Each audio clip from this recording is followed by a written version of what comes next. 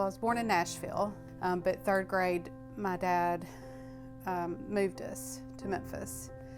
And so I left. I had to leave my grandparents, and I was pretty devastated. My third grade teacher, the first school that I went to, I don't know what exactly she said, but this is what I took, is that I was too slow and that I would never catch up.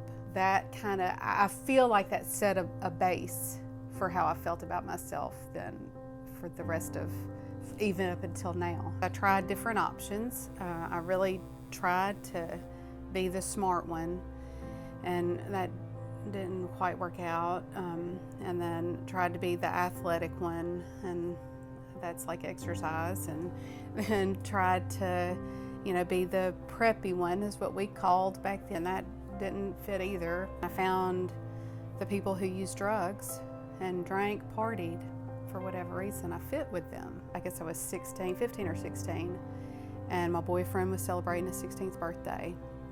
And so we, drank with that, and I liked the way it made me feel, because all of a sudden I was lovable, and I was pretty, and I was thin, and I fit. I felt good, like I could.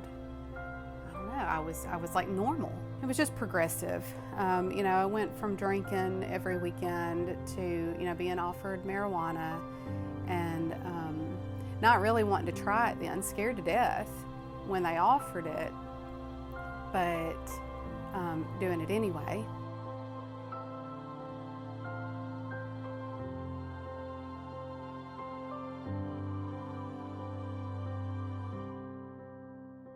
The last couple of years of my drinking and smoking pot, I realized that something had to give. My husband did not want me to continue on that road, and we had 3 kids. My ex-husband died in '98, and I just went off the deep end. I can just remember sitting on the couch with my Bible in my lap, because I was so depressed, and my mom had given me Psalms 143. So that helped her. And so I would sit and I would read that, and I would cry, and I would pray, God, please help me to stop. And I'd get up the next morning and I'd do it all over again.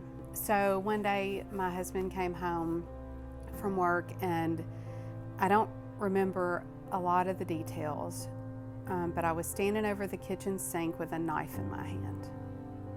Would I have killed myself? No. Was I crying out for help and wanting somebody to save me? Yes. And my husband did that. Took me to Pathways, and I spent a few days there.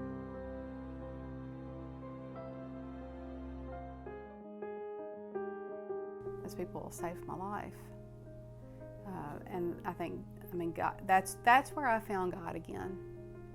Was with a room full of drunks and junkies that have a heart for Him and for change.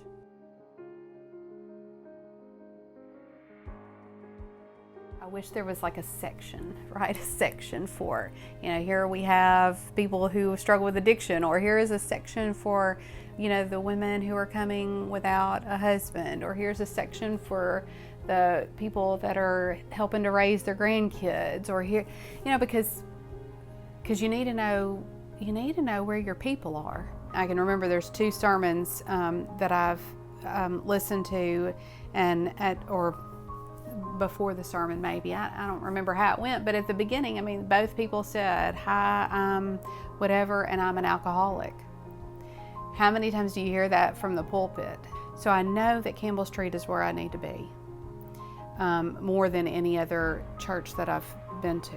Well, I'm going to be real honest that I have really struggled probably the past year or more with my relationship with God. And so I've been trying to come back, because I have felt so far away. And I know that God is not. I'm the one that keeps running the opposite direction. And He keeps slowly trying to pull me back in. I know that He loves me, and I know that He has a plan for my life. I keep putting one foot in front of the other.